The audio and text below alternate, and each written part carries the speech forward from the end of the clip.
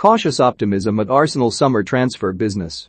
Every summer seems to be the biggest in Arsenal's modern history, and every summer probably is their biggest since the year before, but this year it holds a great deal of truth. The Gunners are falling further and further away from the days of a guaranteed top 4 finish under Arsene Wenger that fans took for granted, yet the club's hierarchy have been investing in the squad relentlessly since the Frenchman's departure, which is something that wasn't done and perhaps wasn't needed whilst the legendary manager was in charge.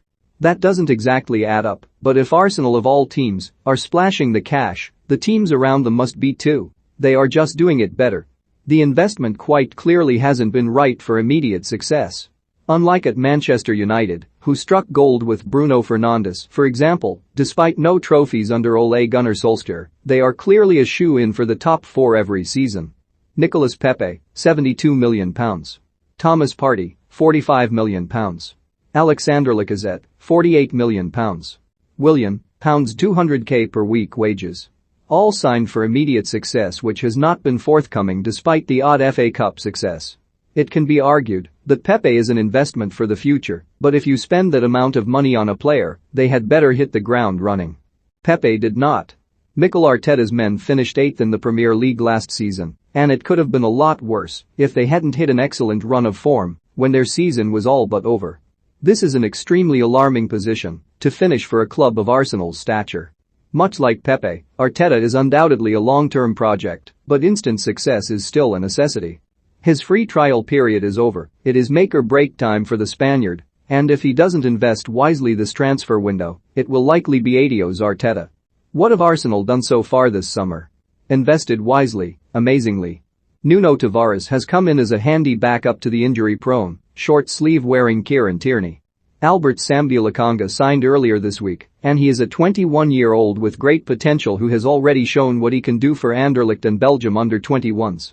Lokonga's likely game time remains to be seen, but either way, you can never have too much depth in the center of midfield. In terms of departures, Donny Ceballos and Martin Odegaard returned to Real Madrid after their loans. Not exactly disastrous for the North Londoners, especially in Ceballos' case. Matthew Ryan's loan also ended. The club wanted to sign him permanently, but didn't put up much of a fight for the ex-Brighton man's signature. David Luiz's contract expired, which is fine.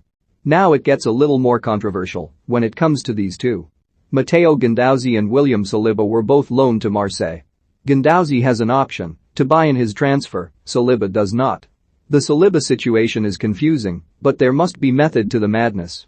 Guendouzi clearly does not get on with Arteta, and the club were never, ever going to side with the player in this situation. What should Arsenal do for the rest of the window? Keep investing and selling loaning wisely, obviously. A mass squad overhaul was basically guaranteed, but that hasn't happened yet. Granit Xhaka should be gone to AS Roma by now, but he is still an Arsenal player. How Sead Kolasinac is still at the club baffles me. Lucas Torreira could be excellent, but he simply has to be sold.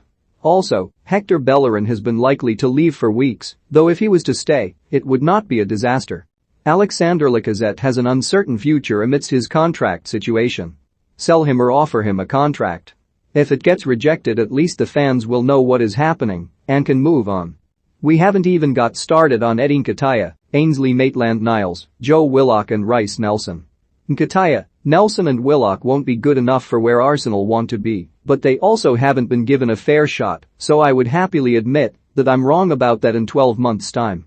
M's versatility cannot be understated, but he wants to play in midfield, and that is not a feasible option. Arteta must get his thinking cap on and work out a scenario that works for all parties. So who have Arsenal been linked with? Just about everyone and their dog. What do they need? Another central midfielder, a starting central defender, a backup goalkeeper and a new striker wouldn't go amiss. A new first-choice right-back would be desirable as Bellerin hasn't fulfilled his potential, but only if the 26-year-old is sold shall Arteta and co go into panic mode and prioritize a replacement. When it comes to Houssam Aouar from Lyon, Arsenal should just pay the money. £25 million is so cheap for someone of his quality. James Maddison, much like Odegaard, would be a welcome addition to lift some of the playmaking burden off Emile Smith-Rowe. Ben White is signing, and what a signing he is. Aaron Ramsdale has been heavily linked, but spending over £25 million would absolutely baffle me. On the plus side, at least he isn't a Chelsea reject. Sam Johnstone would do nicely if he is happy to be second choice to Bernd Leno. £10 15 meters? Lovely. In terms of a striker, your guess is as good as mine. Italy international Manuel Locatelli is a great player, but I don't think he has any intention whatsoever of coming to the Emirates. Edu should move on. Someone should not need that much convincing to join. Other names linked to the club include Barcelona's Nido, Renato Sanchez, Max Aarons, Odegaard, Sassuolo right-back Mert Mulder and Tammy Abraham. A Chelsea reject. A few confusing ones, but that should be expected in the transfer window. Signing 5 or more players for the first team probably won't end well, that's a lot of integration and adaptation, but it might be completely necessary. Edu and Arteta need to fix Arsenal, and if they don't recruit and sell alone well, they could be in trouble, and Arsenal Football Club could be in even bigger trouble.